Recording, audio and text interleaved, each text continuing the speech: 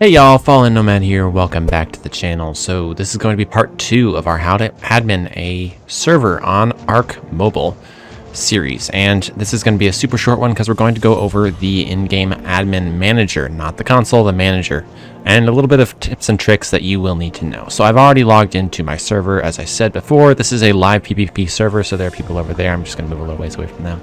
But I have global chat disabled, and we're going to be going into the console. Don't mind any of the names in there. Some of those are temporary bans, so don't even worry about the people in there.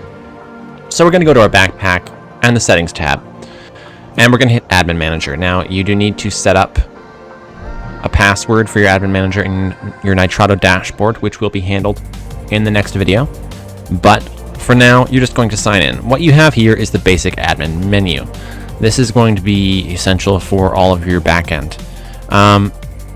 You don't have to worry whatsoever about the left bar.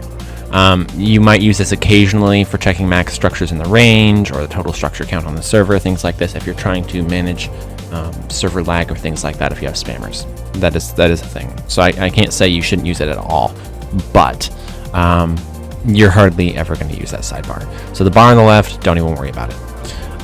You can send messages here. That's pretty self-explanatory. You have an announcement tab on the bottom right. In the announcement tab, you can set a length in hours and post an announcement that is seen as red text within the chat window for everybody on the server. It stays at the bottom. Now, the time on this, you might say 24 hours, it should be up. It can be a little wacky. Sometimes it doesn't last that long, but generally, if you want to get a message out to the whole server, it's great. It'll put a message down there. It does a little ping sound, like when the server is going into restart on an official server, that dun-dun-dun-dun thing. It will do that for you and get everybody's attention in chat. Now, you are restricted with the normal chat restrictions, so you can't make your message very long or it will cut it off, and you can't put in special characters or it won't post it. So make sure, if you're trying to set an announcement and it's not working, make sure that you don't have any special characters in there, as that will cause issues. Now, on the right side, you'll see moratorium. Moratorium is used to turn off any excess taming or building. This is useful on servers where you're trying to get the structure limit down or the tame limit down to get things into manageable levels. There. You've got your banned players up here. This lists all banned players, whether perm banned or 3-day banned or 1-day banned or 1-week banned, whatever you're using, and you have the unban option. You will see in your player list, whether it's players or banned players, total count number, and you'll see their name as it appears on the server, and if their name's short enough, their level, and then you'll see a tag which is generally linked to their Game Center account or their Google Play account, and then you'll see their player number on the far right, which is useful for hard bans with Grove Street. It used to be Wardrun under Grove Street. So anybody who has blanked out information, like this guy down here, Survivor, it's possible they just haven't created their character yet or something along those lines. Your options, you'll see at the top here, it says 400 out of 3,222.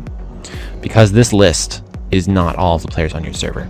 On the far right hand side of the box, you can see here there's a scroll wheel.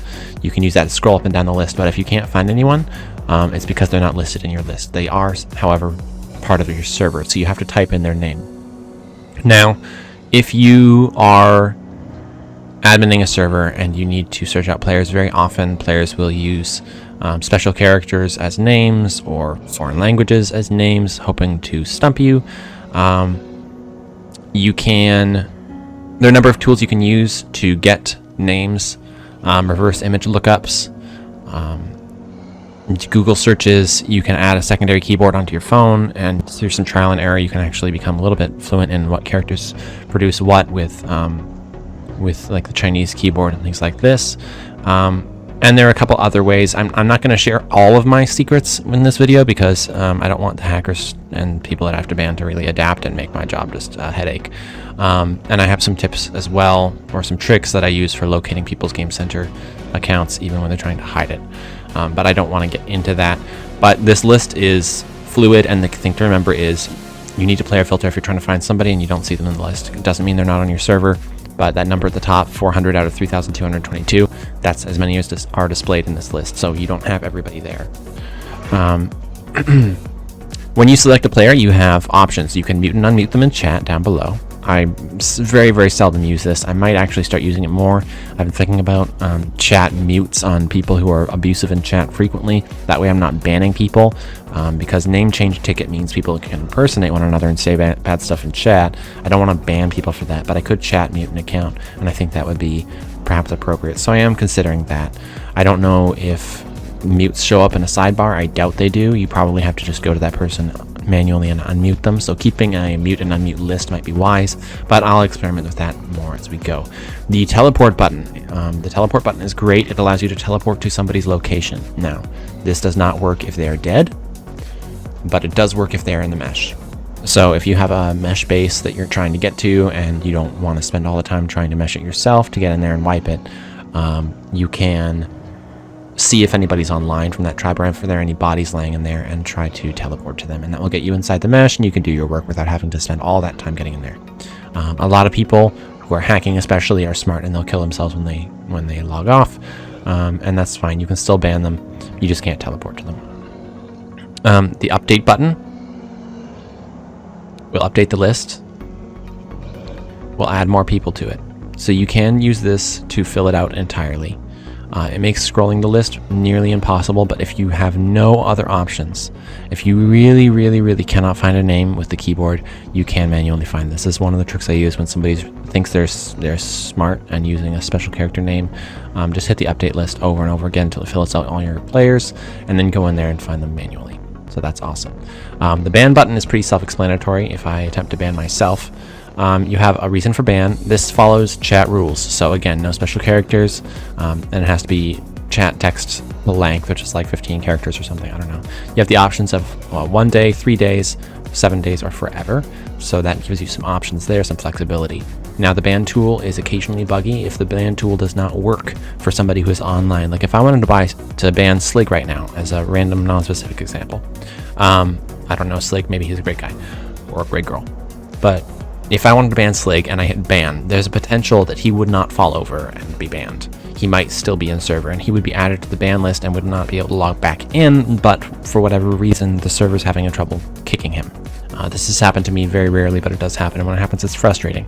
So what you want to do is you want to select them. You want to kick them from the server first using the bottom left kick button, and then you want to hit the ban button and add them to the ban list. So that's just some basic ways to keep up with the server. One thing I will say is it really helps having the ability to narrow down people's Game Center account names, their habits, just understanding your players. When you're trying to ban hackers, they tend to follow pretty relatively predictable patterns with their names and things of that nature. And I've hit gold mines on hacker alts multiple times with just some clever thinking, so be aware. Right now the population's pretty low, that's fine, but yeah, not too many people online. It makes our job easier. And there's not a lot here. It's a very simple interface, and the first time you open it up, I feel like the whole left bar kind of gives you like, whoa, what am I going to do with all this information? But if you just cover that part of the screen with your hand and look at it, it's a very simple admin console. You'll get more used to it, and you figure out what you can do, what you can't do, and it's very helpful. And for all the issues that we have with, wishing we had this feature, that feature, this thing does have quite a bit for us. And you can refresh all of the info by hitting the refresh button underneath close in case somebody else logs in. As you can see here, there's a lot more people online now. So that's it for this quick video, this quick description of the admin menu and how you can use it in conjunction with the admin console to get your in-server needs done. Our next video is going to be on the Nitrado dashboard online on both desktop and on mobile, as well as mobile workarounds to get some of those desktop features without having a desktop computer, because I know a lot of you are stuck on your phones. And then the last video, we're going to go over some theory crafting and some rule crafting, the ideas behind how I run my servers, how I keep myself from generally getting too swamped as a single person running 2 of the largest unofficial servers on mobile. So that's that. I will see y'all next time. Have an awesome time running your servers. Don't let the hackers get to you. You're better than them. Have a great one.